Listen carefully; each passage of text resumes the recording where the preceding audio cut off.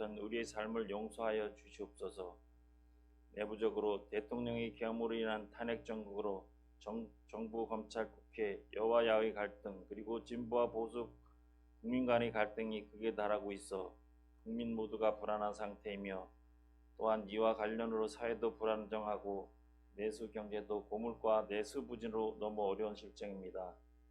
외부적으로는 미국이 트럼프 대통령 시대를 맞아 미국 우선주의 정책으로 세계 관세 전쟁을 선포한 상태이고, 우크라이나 및 이스라엘 전쟁도 빨리 끝내려 종전 협상을 추진하는 등 종착역을 향해 가고 있으며, 북한은 트럼프의 북한 정책에 따라 방향을 잡으려 눈치를 보고 있는 실정에 있습니다. 이런 내외부적인 문제들이 모두 잘 해결되어 국가 사회가 빠르게 안정되게 하여 주시옵고, 남북한이 서로 소통하고 평화를 유지하여 빠른 시일 내에 남북 통일이 될 수 있게 하나님 아버지의 능력으로 해결하여 주시옵소서. 하나님 아버지, 참빛교회를 사랑하여 주시고 축복하여 주시옵소서. 참빛교회가 추구하는 3010 프로젝트가 빠른 시일 내에 달성되게 하여 주시옵고, 성전이 건축되는 부흥비전 주시옵고, 성구의 비전과 성김의 비전도 빠르게 달성되게 역사 내려 주시옵소서. 담임 목사님이 임춘수 목사님을 주의 종으로 세워주심을 감사드립니다. 말씀 선포하실 때마다 영육간 강건함을 주시옵고, 구원의 감격과 기쁨이 회복되는 놀라운 역사 내려 주시옵소서. 목사님과 사모님의 건강과 삶을 붙잡아 주시옵고, 멋진 목회자로 하나님의 자녀로 우뚝 서게 하여 주셔서 성도님들에게 본이 되게 하여 주시고, 그 말씀뿐만 아니라 삶과 신앙을 통하여 주님의 영광을 나타내게 하여 주시옵소서.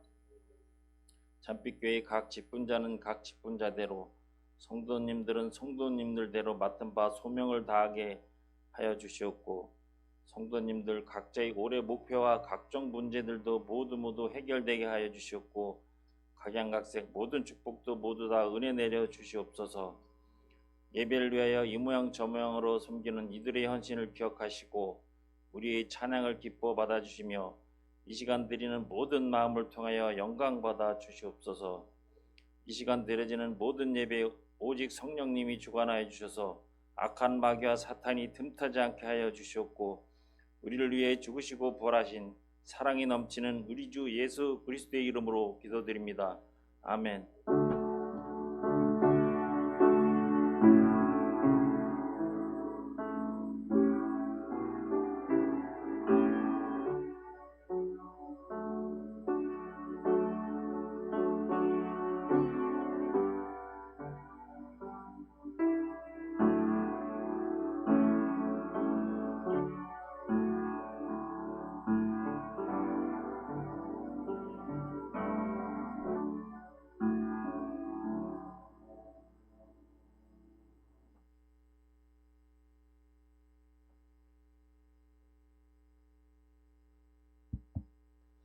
교회 소식 함께 보도록 하겠습니다.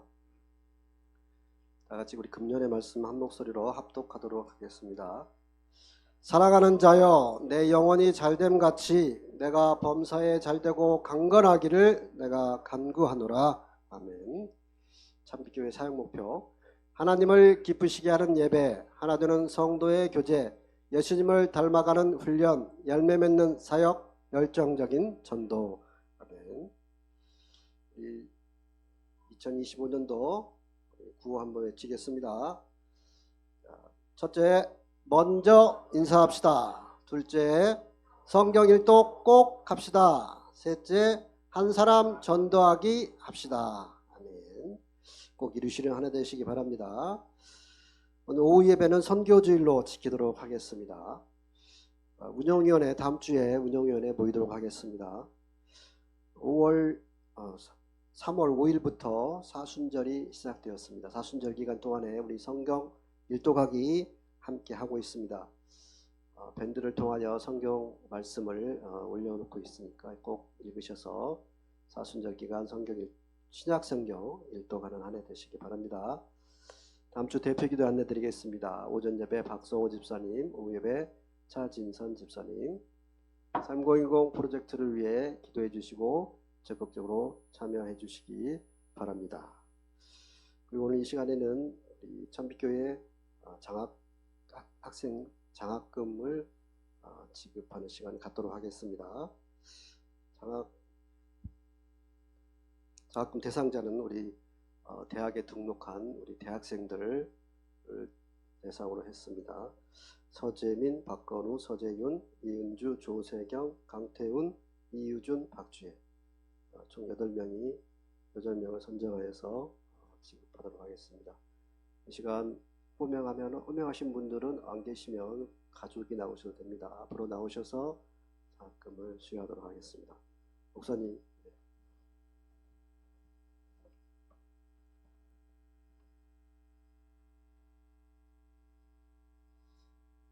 호명하신 분은 나와주세요. 서재민, 서재윤, 박건우, 이은주, 조세경, 강태훈, 이유준, 박주혜. 우리 대표로 우리 서재민 군이 받도록 하겠습니다.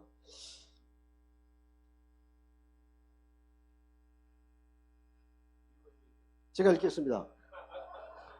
장학증서 2025년 이름 서재민 경인대학교. 이 사람은 본교회의 대학생으로 신실한 믿음과 성실을 바탕으로 학업에 충실하기에 이에 소정의 장학금과 증서를 수여합니다. 2025년 3월 9일 참빛교회 장학위원회.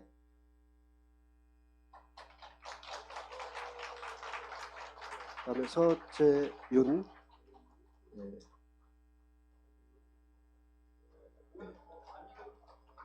내용은 같습니다. 참고로 장학 금액은 본인 계좌로 이체하도록 하겠습니다. 중간에 배달 사고가 있기 때문에 본인 계좌로 이체하도록 하겠습니다.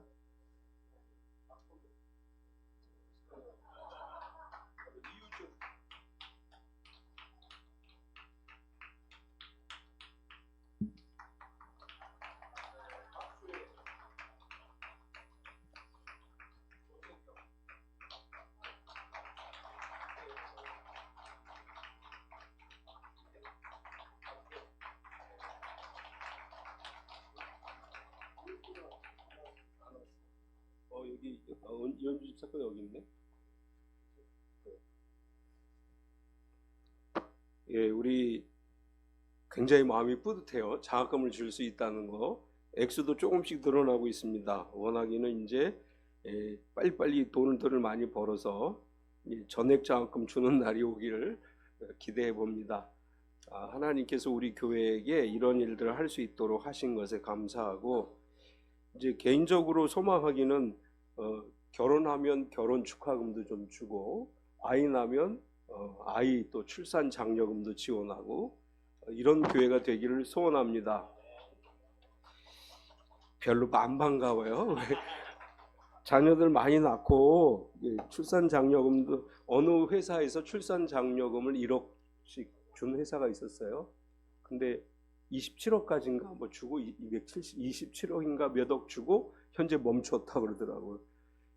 우리도 한 1억씩은 안 돼도 좀 줬으면 좋겠습니다. 우리 찬송가 50. 그리고 우리 그 몽골 단기 선교팀 지난주에 모집을 했는데 몇 분 됐죠? 8명? 네. 더 모집합니다. 그러니까 처음에는 우리가 몽골에 갈 때 벨라 선교사님하고 같이 이동할 거 생각해서 지난주까지 마감을 했는데, 최영자 선교사님이 같이 가기로 해서 몽골 현지의 선교사님하고 연결이 돼서 운송 수단이라든지 숙소라든지, 벨라 선교사님이 운송 수단과 숙소 자기가 정해줄 테니까 인원 몇 명이냐 해서 우리가 알아서 하겠다 그렇게 답변을 했어요. 그리고 원래는 월요일날 귀국 예정으로 생각했는데 현지 선교사님하고 연결이 돼서 조금 더 우리는 있다가 몽골 현지를 더 둘러보고, 출근 관계로 월요일날 오셔야 될 분들은 월요일날 오시고, 좀 더 시간이 있는 분들은 좀 더 몽골 현지를 돌아보고 오도록 하겠습니다. 지난주에 신청하지 않으신 분 중에 가기 원하시는 분은 언제든지 우리 신청하시면 정희수 집사님에게 신청하시면 같이 진행하도록 하겠습니다. 아직 비행기 티켓팅 안 했으니까 몇 분 더 신청하셔도 괜찮습니다. 우리 50장 찬양하시면서 준비하신 예물 드리겠습니다.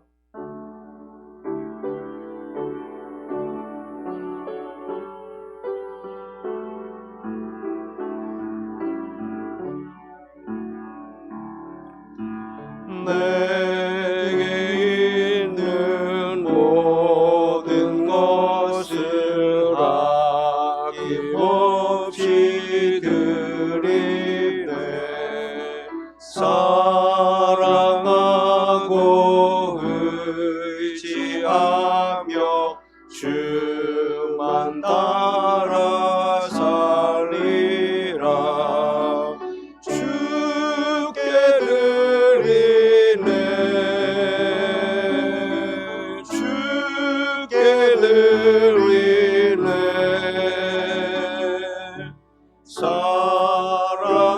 사랑하는 구주 앞에 모두 드리네. 내게 있는 모든 것을 겸손하게 드리네. 세상 욕심 멀리하니 나를 받아 주소서. 주께 드리네. 주께 드리네.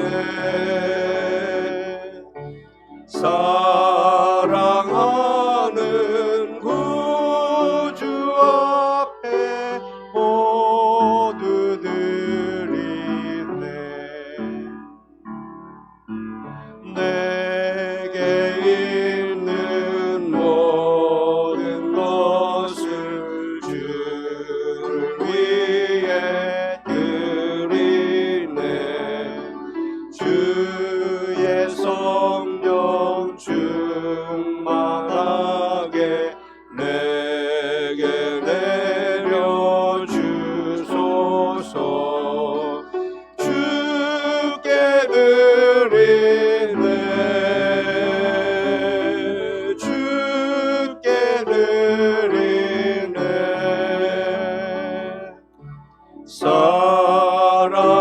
사랑하는 구주 앞에 모두 드리네.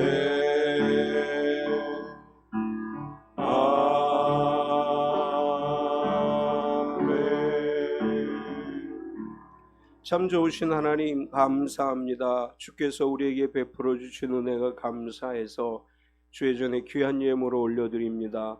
세상에 나아가서 일할 수 있는 건강을 주시고 일터를 주시고 소득을 얻게 하심에 감사해서 정성을 다해 10의 1조를 올려드립니다. 이 귀한 예물을 받으사 하늘 창고에 쌓아주시고 성경에 약속하신 대로 하늘의 아름다운 보고를 여시사 그 창고와 손으로 하는 일 위에 넘치도록 복내려 주시옵소서. 선교의 예물을 드립니다. 우리가 드린 예물로 10가정의 선교사가 파송되고 후원되게 하시며 이 일에 참여하는 성도들마다 넘치는 하늘의 복을 받아서 한 가정이 한 선교사를 파송하고 남을 만큼 풍성한 복을 누리게 하여 주시옵소서. 건축원금을 드립니다. 우리가 드린 예물로 아름다운 참빛교회가 건축되게 하시고 우리의 손으로 세운 참빛교회가 주님 오시는 날까지 살아있는 교회가 되게 하시고 이 일에 참여하는 성도들마다 들어와도 나아가도 복을 받게 하여 주시옵소서. 1000번째 예물을 드립니다. 간절히 소원하는 기도가 이루어지게 하여 주시옵소서. 모든 것에 감사합니다. 모든 것 형통하게 하시는 주님 은혜 감사드립니다. 저희 필요를 채우시는 주님께 항상 감사드립니다. 차 구입하게 하심에 감사합니다. 항상 인도하시는 신실하신 하나님께 감사드립니다. 여러 모양으로 주님 앞에 감사의 예물을 드립니다. 삶의 모든 순간이 감사가 되게 하시고 감사할 일이 넘치게 하시고 매일매일의 삶의 감사가 가득히 채워지게 하여 주시옵소서. 주저헌금과 주일헌금을 드립니다. 한 주간도 중보기도 사역으로 헌신했으며 또 교회 예배를 위해서 헌신했습니다. 성도들의 식사를 위해서 또한 제공하고 수고하고 헌신했습니다. 사랑하는 모든 헌신되고 수고한 손길들의 정성을 받으사 하늘 창고에 쌓아주시고 하늘 문을 여사 복을 내려주셔서 영혼이 잘되고 범사가 잘되고 육신이 강건케 하시고 꿈꾸고 소망하는 모든 일이 이루어지는 복을 내려 주시옵소서. 예수님의 이름으로 축복하며 기도드리옵나이다. 아멘. 하나님 말씀 보겠습니다. 누가복음 4장 1절에서 13절까지, 누가복음 4장 1절에서 13절까지입니다. 제가 가진 성경은 신약성경 93페이지입니다. 누가복음 4장 1절에서 13절까지. 찾으셨으면 같이 천천히 합독하겠습니다. 예수께서 성령의 충만함을 입어 요단강에서 돌아오사 광야에서 40일 동안 성령에게 이끌리시며 마귀에게 시험을 받으시더라. 이 모든 날에 아무것도 잡수지시지 아니하시니 날수가 다음에 줄이신지라. 마귀가 이르되 내가 만일 하나님의 아들이거든 이 돌들에게 명하여 떡이 되게 하라. 예수께서 대답하시되 기록된 바 사람이 떡으로만 살 것이 아니라 하였느니라. 마귀가 또 예수를 이끌고 올라가서 순식간에 천하 만국을 보이며 이르되 이 모든 권위와 그 영광을 내가 내게 주리라. 이것은 내게 넘겨준 것이므로 내가 원하는 자에게 주노라. 그러므로 내가 만일 내게 절하면 다 내 것이 되리라. 예수께서 대답하여 이르시되 기록된 바 주 너희 하나님께 경배하고 다만 그를 섬기라 하였느니라. 또 이끌고 예루살렘으로 가서 성전 꼭대기에 세우고 이르되 내가 만일 하나님의 아들이거든 여기서 뛰어내리라. 기록되었으되 하나님이 너를 위하여 그 사자들을 명하사 너를 지키게 하시리라 하였고 또한 그들이 손으로 너를 받들어 내 발이 돌에 부딪히지 않게 하시리라 하였느니라. 예수께서 대답하여 이르시되 주 너의 하나님을 시험하지 말라 하였느니라. 마귀가 모든 시험을 다한 후에 얼마 동안 떠나니라. 아멘. 우리 342장 찬송하시고 말씀 나누겠습니다.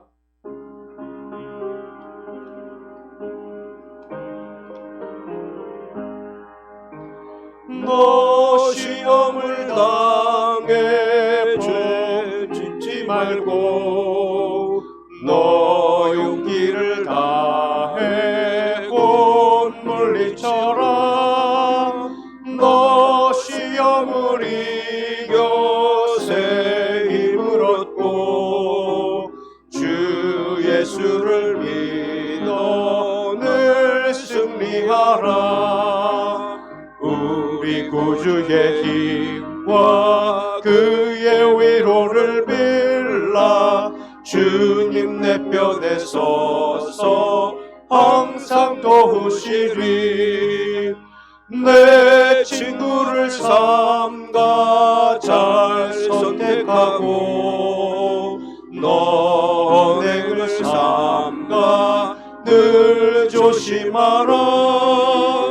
너 열심을 다해 늘 충성하고 온 정성을 다해 주 봉사하라. 우리 구주의 힘과 그의 위로를 빌라. 주님 내 편에 서서 항상 도우시리.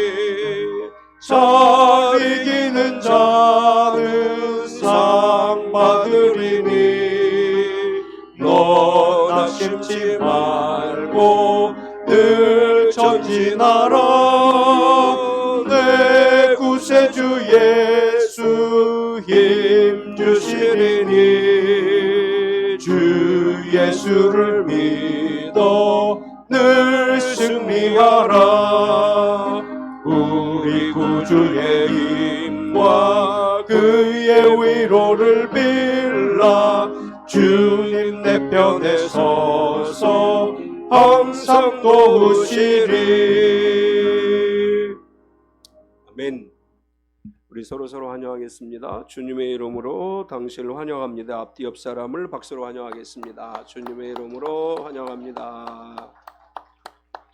우리 서로 축복하겠습니다. 몸은 건강하게, 마음은 평안하게, 삶은 행복하게. 3월 이제 따뜻해지기 시작했죠.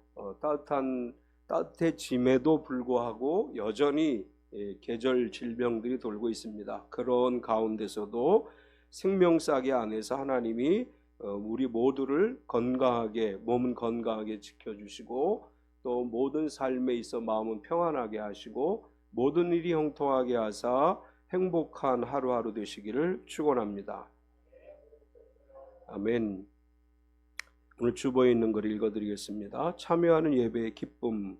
구약시대에는 예배를 드리는 성도들은 모두 참여자였습니다. 모세 때에도 그랬고 에스라 때에도 그랬고 모든 회중들은 하나님이 주시는 은혜를 따라 때로는 기뻐함으로 춤을 추며 때로는 눈물을 흘리며 회개했습니다. 시간이 흘러 중세시대가 되자 회중은 구경꾼이 됐습니다. 성직자들은 성도들이 입도 뻥끗하지 못하게 통제했습니다. 찬양도 마음대로 할 수 없었고 성경도 특권 계층이 아니면 읽을 수 없었습니다. 다시 종교개혁이 일어나 회중들은 자유롭게 예배에 참여하게 됐습니다. 누구나 장소와 환경에 구애받지 않고 하나님을 찬양하며 말씀으로 은혜를 받았습니다. 그러나 시대가 흐르며 다시 한번 예배의 변혁이 일어났습니다. 신학자들은 오늘날의 회중을 비평가로 정의합니다. 예배가 끝나자마자 찬양팀의 선곡, 실수, 목사님의 설교를 즉각적으로 판단하며 예배를 마치 관람하는 듯한 성도들이 많아지고 있기 때문입니다. 예배에서 가장 중요한 것은 예배를 드리는 올바른 대상과 주님을 향한 우리의 진심입니다. 하나님이 기쁘시기에 받으시는 예배는 형식과 규모에 있지 않고 우리의 마음에 있습니다. 모든 예배를 온전한 마음을 다하여 오직 주님께 집중하십시오. 주님, 오직 우리의 중심을 주님께 드리는 참다운 예배를 드리게 하소서. 우리는 예배의 참여자가 되어야 되죠. 예배를 드리는 성도가 되어야 됩니다.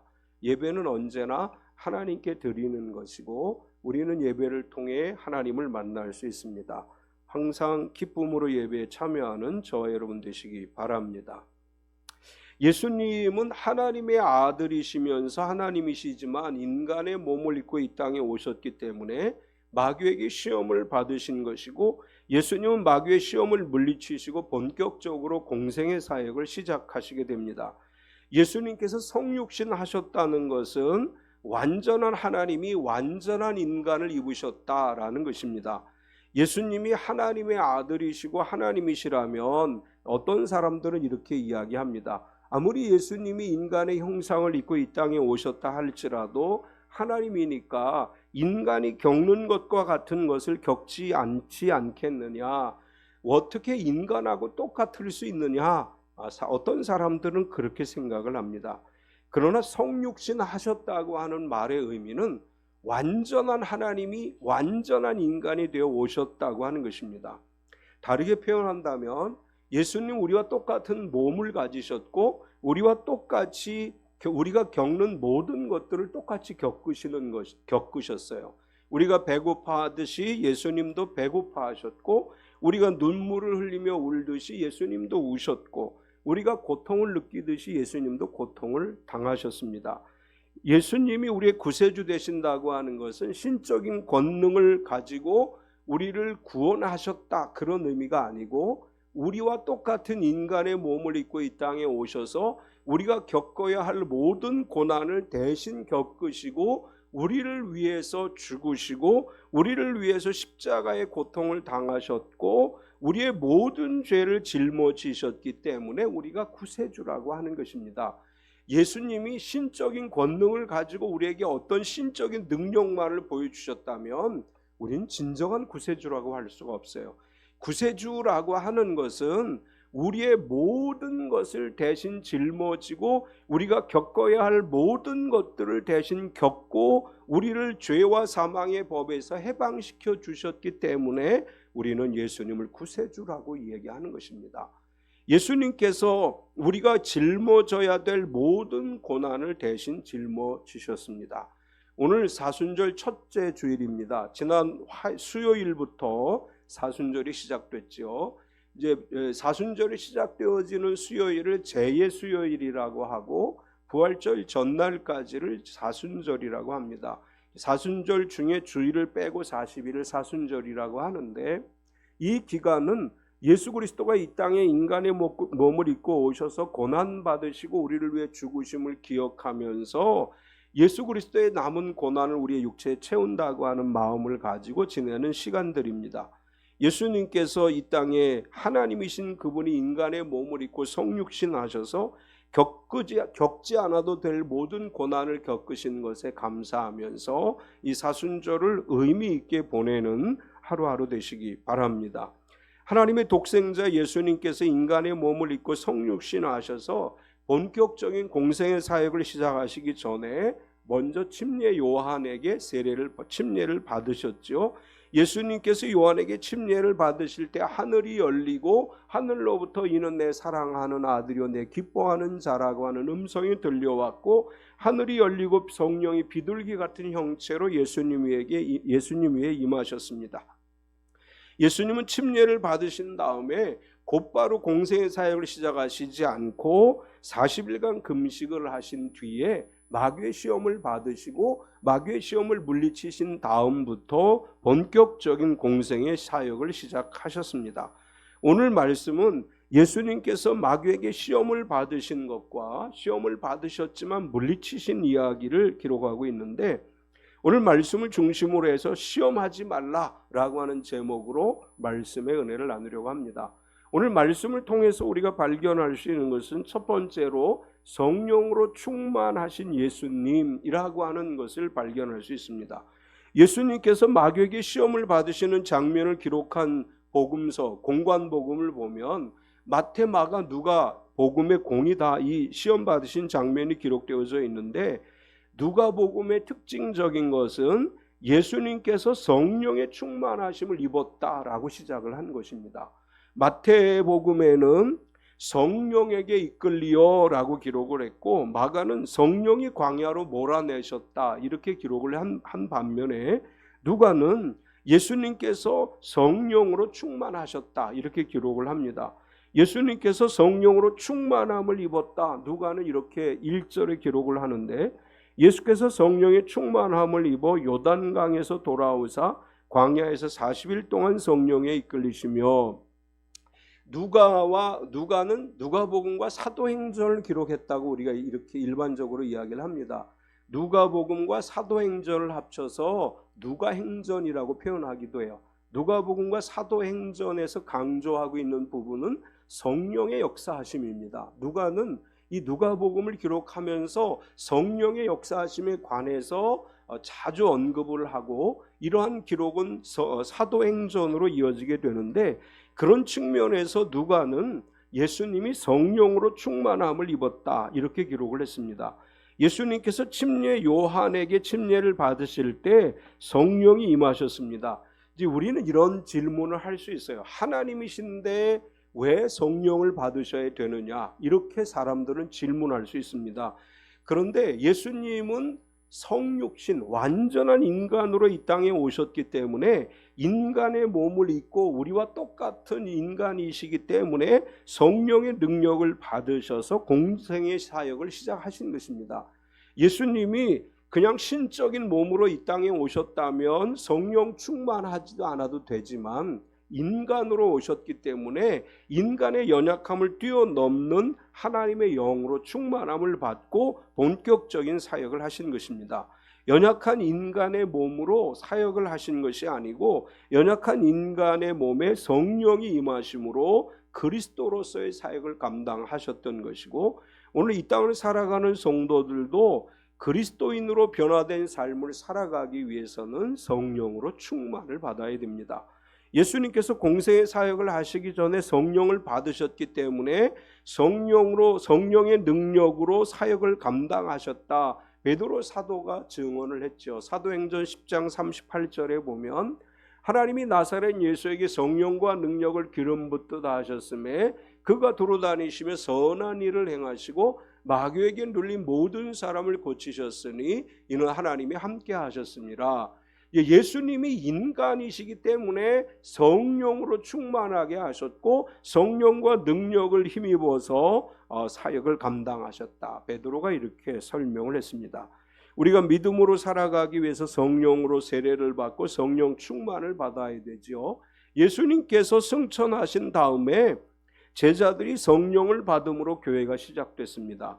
사도행전 2장 1절에서 3절까지를 보면 오순절 날이 이미 이름에 그들이 다 같이 한 곳에 모였더니 호련히 하늘로부터 급하고 강한 바람 같은 소리가 있어 그들이 앉은 온 집에 가득하며 마치 불의 혀같이 갈라지는 것들이 그들에게 보여 각 사람 위에 하나씩 임하여 있더니 제자들이 처음에 예수님의 부름을 받았을 때 예수님이 둘씩 내보내시며 권능을 부여하셨어요. 그래서 두 사람씩 나아가서 사역을 할 때 귀신을 쫓아내고 병든 자를 고쳤다. 이렇게 기록을 했습니다.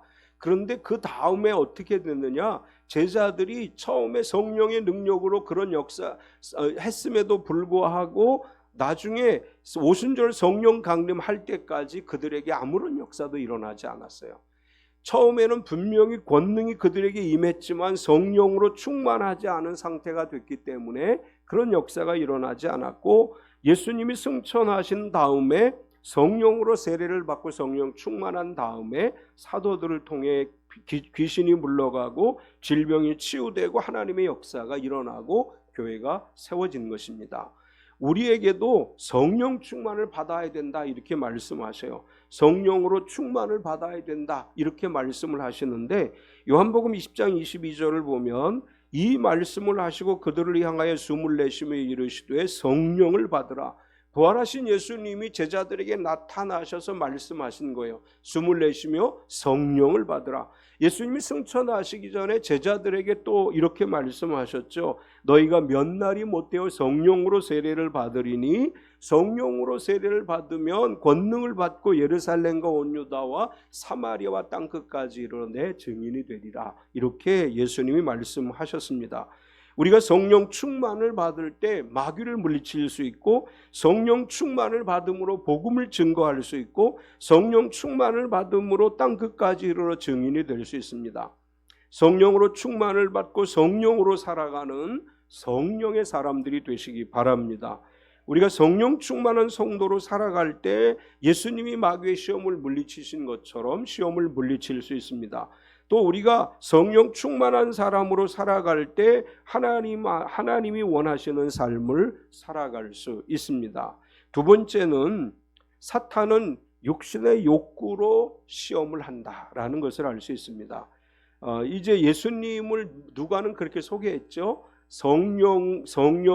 성령으로 충만하다 이렇게 표현한 다음에 마귀의 시험 이야기를 하면서 마귀가 무엇을 가지고 사람들을 유혹하는지를 이야기하는데 대부분의 사람들이 가장 많이 시험을 받게 되는 것은 육체의 욕심을 따라서 시험을 받는 거죠. 우리 몸이 원하는 것을 하려고 할 때 그 원하는 것을 이루기 위한 시험이 오게 돼 있습니다. 예수님도 마귀가 예수님을 시험할 때 가장 먼저 먹는 욕구를 가지고 자극을 하는 시험을 하게 되는데 사탄은 예수님에게 이 돌들에게 명하여 떡이 되게 하라 이렇게 유혹을 했죠. 3절을 보면 마귀가 이르되 내가 만일 하나님의 아들이어든 이 돌들에게 명하여 떡이 되게 하라. 마귀가 예수님에게 이런 유혹을 한 것은 2절에 이렇게 기록을 했죠. 마귀에게 시험을 받으시더라 이 모든 날에 아무것도 잡수시지 아니하시니 날수가 더하며 줄이신지라. 예수님이 40일간 금식을 하셨습니다. 40일간 금식을 하셨다는 것은 매우 배고프고 매우 허기진 상태라는 걸 알 수 있죠. 하루라도 금식을 해보신 경험이 있으세요? 병원에 갈 때 많이 하죠. 병원에 가기 위해서 우리가 신앙생활하면서 이제 뭐 하루 금식을 하거나 3일 작정 금식을 하거나 일주일 금식을 하거나 열흘 금식을 하거나 금식을 경험해 보신 분들은 다 느껴요. 금식하면 굉장히 배고픕니다. 처음에 굉장히 배고프고 허기진 걸 느끼게 돼요. 저는 금식할 때 항상 초코파이가 먹고 싶었어요. 금식 끝나면 꼭 초코파이를 먹었는데 어쨌거나 금식 40일간 예수님이 금식을 하셨어요. 금식하고 허기진 상태에서 마귀가 뭐라고 유혹해요? 너 하나님의 아들이잖아. 돌이 떡이 되게 해서 먹어봐. 이렇게 유혹을 하는 거예요. 이 말은 예수님 충분히 돌을 떡이 되게 하실 수 있는 능력을 가지신 분이에요. 그럼에도 불구하고 이 허기진 상태에서 마귀는 그렇게 유혹을 하는 거죠. 너 하나님의 아들 그리스도가 아니냐? 지금 돌이 떡이 되게 해서 먹어. 사람들이 지나갈 때 돌이 떡이 되는 걸 보면 너를 그리스도라고 인정하지 않겠느냐? 이렇게 유혹을 하는 거예요. 단순히 지금 배고픈 것의 문제가 아니라 너는 얼마든지 그런 능력을 할 수 있으니까 돌이 떡이 되게 해서 먹어보라. 이런 유혹을 하죠. 마귀가 가장 많이 유혹하는 것은 우리의 육체의 욕심을 이루고자 하는 유혹을 해요. 먹고 싶은 거, 또 갖고 싶은 거, 이런 것들을 가지고 마귀는 끊임없이 우리를 유혹해 옵니다. 예수님에게도 동일하게 마귀가 유혹을 했고, 또 이 유혹 속에는 어떤 측면이 있느냐 하면 즉시 만족하게 하라, 이런 유혹이 있습니다. 3절을 보면, 다시 보면 마귀가 이르되 내가 만일 하나님의 아들이거든 이 돌들에게 명하여 떡이 되게 하라. 40일 금식하고 배고프지? 너 지금 배고프잖아. 빨리 돌이 떡이 되게 해서 먹어봐. 그러면 지금 배 안 고플 거 아니야. 지금 너의 배고픈 거 얼마든지 멈출 수 있잖아. 마귀는 지금 당장 무엇인가를 보여주라, 이렇게 유혹을 합니다. 우리가 살다가 보면 마음이 급할 때가 있어요. 지금 당장 무언가를 해야 되겠다라고 생각할 때가 있어요. 근데 지금 당장 무엇을 해야 된다라고 생각할 때 실수하게 되죠. 조금 더 깊이 생각하고 조금 더 기다리는 게 필요해요. 하나님 우리에게 물론 때로는 아주 급하게 응답하시기도 하지만 하나님 우리에게 기다리라고 늘 말씀하셔요. 당장에 이루어지길 원하는 것은 우리의 마음이지만 하나님은 기다리라고 말씀하세요. 마귀는 이렇게 유혹하는 거예요. 지금 당장 해결해. 지금 당장 하나님이 해결해 주실 거야. 지금 당장 너에게 뭔가 보여줘야 되지 않겠어? 이렇게 마귀는 계속 서두르게 만들어요. 과거에 우리나라 사람들은 굉장히 느릿느릿 다니셨어요. 천천히 걸어 다니고, 요즘 우리나라 사람은 어때요?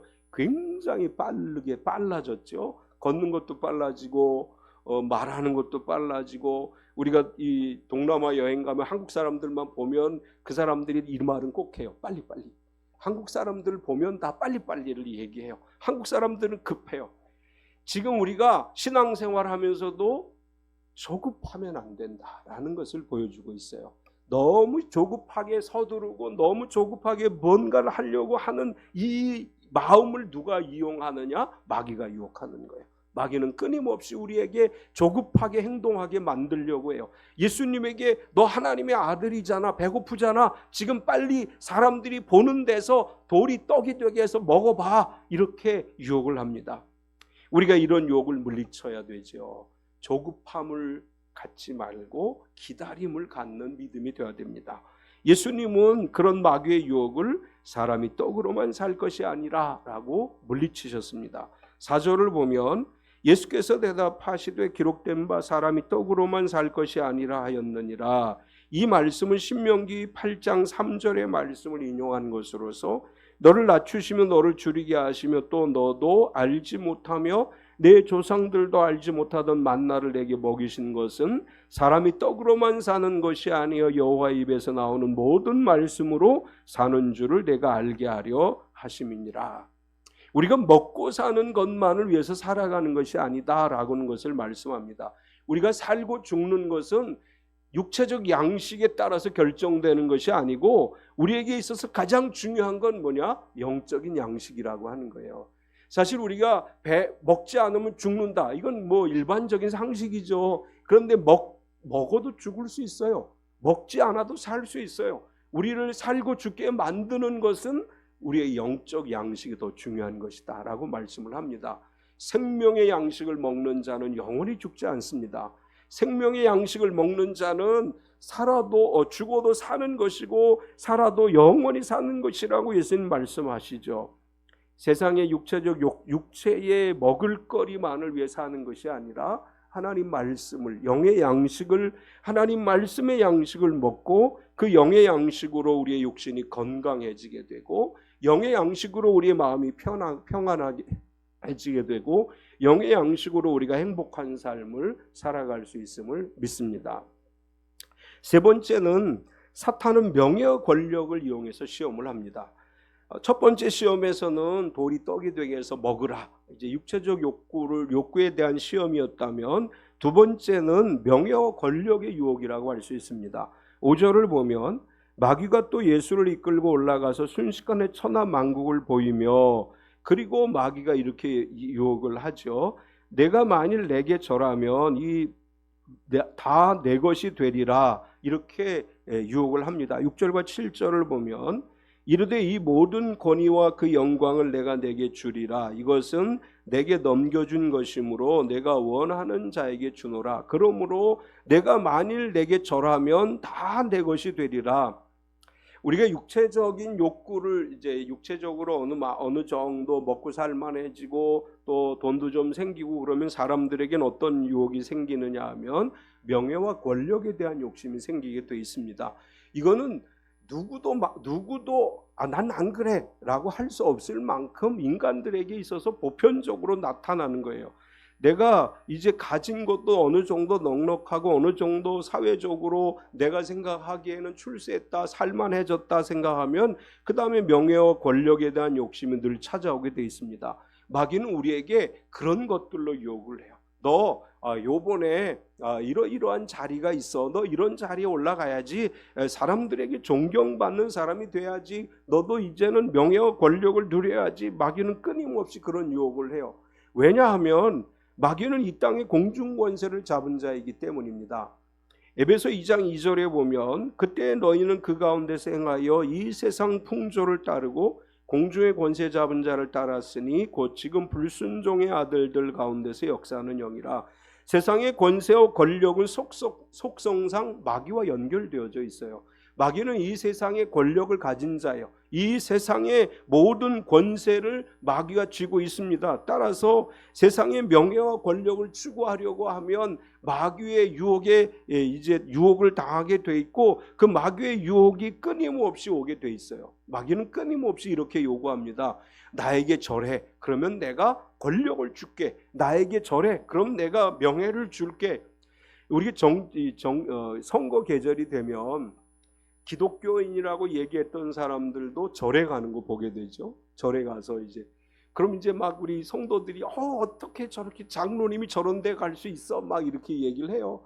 그건 권력에 대한 권력은 세상에 마귀가 쥐고 있기 때문에 권력의 욕심을 가진 사람들은 그런 유혹에 넘어갈 수밖에 없는 거예요. 신실한 믿음으로 살아가면서 세상의 권력을 누린다고 하는, 권력을 잡는다고 하는 것이 결코 쉬운 게 아니에요. 왜냐하면 세상 권세는, 공중 권세는 마귀가 잡고 있기 때문이에요. 마귀와 결탁하고 권력을 누리고 이 공중 권세를 잡고 세상 부귀영화를 누릴 수 있을 것이라고 생각을 해요. 마귀는 심지어 예수님에게도 그런 유혹을 했어요. 내게 절하면 내가 이 세상의 권세를 너에게 줄게. 예수님에게도 그런 유혹을 했습니다. 물론 우리가 기독 정치인들도 필요하고 신실한 정치인들도 필요하지만 권력이라고 하는 것에 마음을 빼앗기게 되면 그때부터 마귀와 타협하게 돼 있어요. 세상에 타협하게 돼 있어요. 그런 유혹을 물리칠 수 있어야 되는데 그게 쉽지가 않다라는 걸 알 수 있고, 예수님은 마귀가 그렇게 유혹할 때 이렇게 물리쳤죠. 주 너의 하나님께 경배하고 다만 그를 섬기라. 8절을 보면 예수께서 대답하여 이르시되 기록된 바 주 너의 하나님께 경배하고 다만 그를 섬기라 하였느니라. 이 구절은 신명기 6장 13절의 말씀을 인용한 겁니다. 내 하나님 여호와를 경외하며 그를 섬기며 그의 이름으로 맹세할 것이니라. 예수님은 단호하게 마귀의 유혹을 물리쳤습니다. 마귀는 섬김의 대상이 돼서는 안 돼요. 마귀는 우리에게 물리칠 대상이지 마귀를 섬기거나 경배할 대상이 아닙니다. 우리가 경배해야 될 분은 오직 하나님 한 분뿐이에요. 우리 하나님만을 경배하고 하나님만을 섬기는 믿음으로 살아가야 됩니다. 마귀가 아무리 우리에게 좋은 것을 준다고 해도 마귀에게 절하에 섬길 수 없고 세상의 권세와 명예를 준다고 할지라도 우리는 마귀와 짝할 수 없습니다. 세상의 권세와 명예는 영원한 것이 아니에요. 잠깐에 누리는 것에 지나지 않습니다. 하나님 나라를 바라보는 모든 성도들은 오직 하나님만을 경외하고 믿음으로 살아가야 될 줄 믿습니다. 네 번째는 마귀는 하나님을 시험해 보라고 유혹해요. 마귀는 천하 만국을 보여주면서 예수님에게 내게 절하면 모든 걸 너에게 주겠다 그렇게 유혹했지만 예수님이 주 너의 하나님을 하나님께 경배하고 다만 그를 섬기라고 하며 물리쳤을 때 마귀는 세 번째 유혹을 위해서 예루살렘으로 예수님을 데리고 가서 성전 꼭대기에서 이제 예수님을 유혹하게 됩니다. 마귀가 성전 꼭대기에서 예수님에게 이렇게 말을 해요. 내가 만일 하나님의 아들이어든 여기서 뛰어내리라. 구절을 보면 또 이끌고 예루살렘으로 가서 성전 꼭대기에 세우고 이르되 내가 만일 하나님의 아들이어든 여기서 뛰어내리라.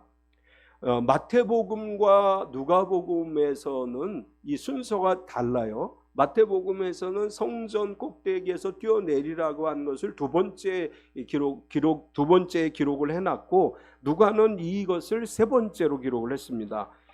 사실 순서는 별로 중요하지 않고 왜 누가는 특별히 예루살렘 성전의 이야기를 마지막으로 이렇게 배치를 했을까?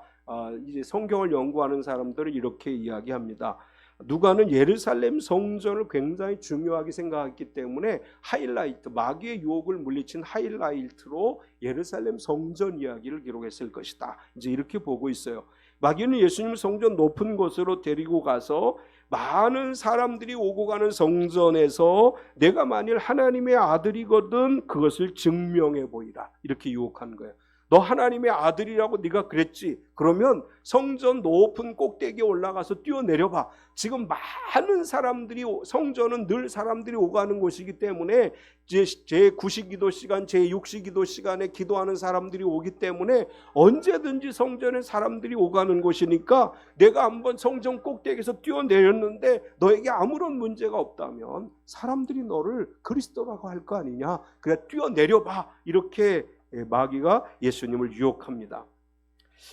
우리가 종종 예수 믿는 사람들이 믿지 않는 사람들에게 듣는 이야기 중에 하나가 너 하나님은 믿잖아. 너의 하나님이 계시다며 너의 예수님이 계시다며 한번 해봐. 이렇게 우리에게 유혹할 때가 있어요. 사실은 마귀가 예수님에게 이렇게 유혹하면서 너 하나님의 아들이거든 뛰어내리라 라고 유혹했을 때 여기에는 또 다른 또 다른 시험이 있는데 하나님이 너를 지켜주시지 않겠느냐라고 하는 하나님을 시험해보라 그런 메시지가 담겨 있습니다. 10절과 11절을 보면 기록되었으되 하나님이 너를 위하여 그 사자들을 명하사 너를 지키게 하시리라 했고 또한 그들이 손으로 너를 받들어 내 발이 돌에 부딪히지 않게 하리라 하였느니라. 이것은 시편 91편 11절 12절을 인용한 것인데 그가 너를 위하여 그의 천사들을 명령하사 내 모든 길에서 너를 지키게 하심이라. 그들이 그들의 손으로 너를 받들어 발이 돌에 부딪히지 않게 하리로다. 마귀는 성경 구절을 인용해서 하나님의 아들이니까 뛰어내려봐. 하나님이 천군 천사를 보내서 내가 땅에 부딪히지 않도록 내 발이 땅에 닿지 않도록 돌에 부딪히지 않도록 너를 지켜주실 거야. 성경에 그렇게 약속했잖아. 마귀는 이렇게 하나님을 시험하라고 유혹합니다. 마귀가 이야기하려고 하는 것은 성경 구절대로 이루어지는지 안 되는지 한번 시험해보라. 하나님을 시험해보라. 이렇게 예수님에게 유혹을 해온 것이고 우리가 신앙생활을 하면서 이런 식의 유혹을 많이 받죠. 하나님께서 성경에 그렇게 말씀하셨다며 너도 한번 그 말씀대로 이루어지나 안 이루어지나 한번 해봐. 이런 식의 유혹이 끊임없이 우리에게 있습니다. 그런데 여기에서 이 마귀의 유혹은 어떤 유혹이냐 하면 하나님의 말씀을 왜곡하고 변질된 해석을 하는 것이라고 볼 수 있어요. 하나님의 말씀의 의도에서 벗어나게 성경을 해석해 주는 거예요. 우리가 성경을 읽을 때 조심해야 될 것 중에 하나가 이 성경이 무엇을 의미하는지를 알아야 된다고 하는 것입니다. 성경을 읽을 때 그 성경의 말씀이 기록되어질 당시의 상황이 어떠했는지, 또 역사적 배경은 어떠한지, 그 성경이 왜 그렇게 기록되었는지에 관한 여러 정황들을 이해한 다음에 그 구절을 이해해야 돼요. 그렇지 않고 성경 구절을 자기 마음대로 배경이나 역사적 상황들을 이해하지 않고 하나님의 의도를 이해하지 않고 자기 마음대로 해석하는 사람들이 있어요. 마귀가 예수님에게 하나님께서 천사를 보내사 내 발이 돌에 부딪히지 않게 하겠다고 하지 않았느냐라고 변질된 해석을 한 것처럼 오늘날도 같은 성경 구절을 가지고 전혀 다른 이야기를 하는 사람들이 있어요. 같은 성경 구절인데 전혀 성경과 맥이 통하지 않는 이야기를, 그런 해석들을 하는 사람들이 있어요. 특별히 이단들이 그렇게 성경을 해석하지요. 비유풀이라고 하면서 성경의 원래 의도와 다르게 자기들이 그럴듯하게 지어낸 이야기를 가지고 이것이 성경의 의미다라고 이야기하는 사람들이 있어요. 우리는 성경을 올바로 믿어야, 올바로 해석하고 올바로 이해해야 돼요. 이 말씀이 무엇인가를 바로 이해하고 말씀의 의미를 이해할 때 하나님께서 우리에게 주시고자 하는 올바른 은혜를 받고 올바른 믿음으로 살아갈 수 있습니다. 하나님의 말씀을 왜곡하고 하나님을 시험하라 이렇게 말하고 있는 마귀에게 예수님 이렇게 말씀하셨어요. 주 너의 하나님을 시험하지 말라. 12절을 보면 예수께서 대답하여 이르시되 주 너의 하나님을 시험하지 말라 하였느니라. 예수님은 마귀의 시험을 물리칠 때 성경을 인용하셨는데 이 구절은 신명기 6장 16절의 말씀을 가지고 말씀하신 거예요. 너희가 마사에서 시험한 것 같이 너희 하나님 여호와를 시험하지 말라. 마사에서 시험이라는 것은 출애굽한 이스라엘 백성들이 물이 부족했을 때 하나님을 시험하려고 한 것을 예로 든 것이죠. 예수님께서 마귀의 시험에 넘어갔다면 하나님께서 하나님의 역사를 이루지 못하셨을 것이고 예수님이 그리스도이시라고 하는 것을 우리가 믿지 못하게 됐을 것입니다. 예수님은 하나님의 말씀을 의지해서 마귀의 유혹을 물리치셨습니다. 세상에 살아가는 동안 끊임없는 마귀의 유혹이 있어요. 이런저런 유혹들이 올 때마다 우리는 성령 충만한 가운데 하나님 말씀을 의지해 마귀의 유혹을 물리치며 살아가는 성도가 되어야 될 줄 믿습니다. 13절을 보면 마귀가 모든 시험을 다한 후에 얼마 동안 떠나니라. 마귀는 금식한 예수님을 찾아와서 시험했지만 결국은 예수님은 말씀으로 물리치셨고 우리가 이 땅을 살아가면서 예수님이 금식하실 때처럼 인간의 연약한 모습을 하고 있을 때 마귀는 반드시 틈을 타요. 우리 육체적으로 연약해졌을 때라든지 물질적으로 어려울 때 또 사람과의 관계에서 어려움을 겪을 때 마귀는 우리를 유혹하려고 합니다. 이럴 때 성령 충만함으로 말씀을 의지함으로 예수 그리스도 이름의 권세를 의지해 물리치고 하나님의 은혜 가운데 살아가는 복된 삶이 되시기를 축원합니다. 참 좋으신 하나님 감사합니다. 마귀는 예수님을 유혹할 정도로 끊임없이 사람들을 유혹하는 존재임을 압니다. 때로 우리가 육체가 연약했을 때, 물질적으로 어려울 때, 또 사회적으로 힘들고 여러 가지 곤고함에 처했을 때 마귀는 다양한 방법으로 우리를 유혹해옴을 압니다. 우리가 마귀의 유혹을 물리치기 위해 늘 성령으로 충만하게 하시고 하나님의 말씀으로 무장하게 하시고 예수 그리스도 이름의 권세를 의지해서 악한 영들을 물리치고 승리하는 삶이 되게 하여 주시옵소서. 사랑하는 하나님, 우리에게 성령의 능력을 부어주시고 예수 그리스도 이름의 권세를 주셔서 예수 그리스도 이름으로 병마를 물리치게 하여 주시고 예수 그리스도 이름으로 가난을 물리치게 하여 주시고 예수 그리스도 이름으로 모든 문제를 극복하고 승리하는 삶이 되게 하여 주시옵소서. 마음이 불안하고 초조하고 염려 가운데 있는 성도가 이 시간 나사렛 예수 그리스도 이름으로 평안을 누리게 하여 주시옵소서. 우리에게는 늘 그리스도 예수의 이름이 있음을 믿습니다. 부활하신 예수님 그 이름으로 승리하는 삶을 살아가게 하여 주시옵소서. 예수님의 이름으로 기도드리옵나이다. 아멘. 우리 다 일어서서 시편 20편 5절 두 번 부르시겠습니다.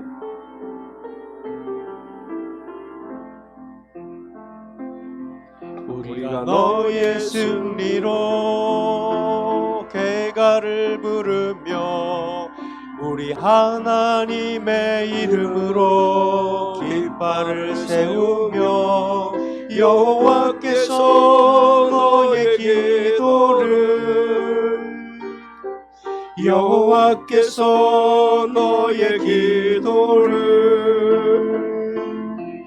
여호와께서 내가 하는 모든 간구를 이루어 주시기를 원하노라. 우리가 너의 승리로 개가를 부르며 우리 하나님의 이름으로 깃발을 세우며 여호와께서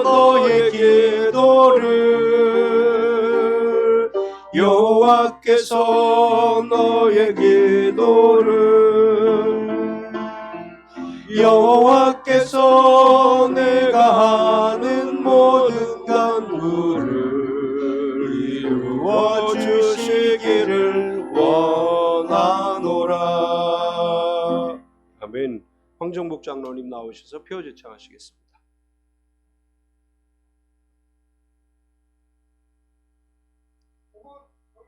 몸은 건강하게, 마음은 평안하게, 삶은 행복하게. 아멘. 사랑하는 참빛 성도 여러분, 성령으로 충만을 받고 말씀을 의지해서 모든 시험을 이기고 승리하시기 바랍니다. 아멘. 여호와는 내게 복을 주시고 너를 지키시기를 원하며 여호와는 그의 얼굴을 내게 비추사 은혜 베푸시기를 원하며 여호와는 그 얼굴을 내게로 향하여 드사 평강 주시기를 원하노라. 아멘. 지금은 우리 주 예수 그리스도의 은혜와 독생자 예수님을 우리에게 보내주신 하나님 아버지의 지극하신 사랑하심과 성령님의 내주 충만하시며 교통하신 은혜가 거룩하고 복된 날 주님 앞에 나와 기쁨으로 예배하고 말씀으로 은혜 받고 세상으로 나아가는 우리 모든 성도들 머리 위에와 그의 가정과 경영하는 사업체와 속해 있는 직장과 교회와 이 나라와 이 민족 외와 북한에 있는 우리 사랑하는 형제 자매들과 세계 곳곳에 흩어져 선교 사역을 감당하는 선교사들의 사역 외와 지구촌 곳곳에서 핍박받는 모든 그리스도인들을 위해와 전쟁 가운데 평화를 갈망하며 눈물로 기도하는 성도들을 위해 이제로부터 영원토록 함께 있을지어다. 아멘.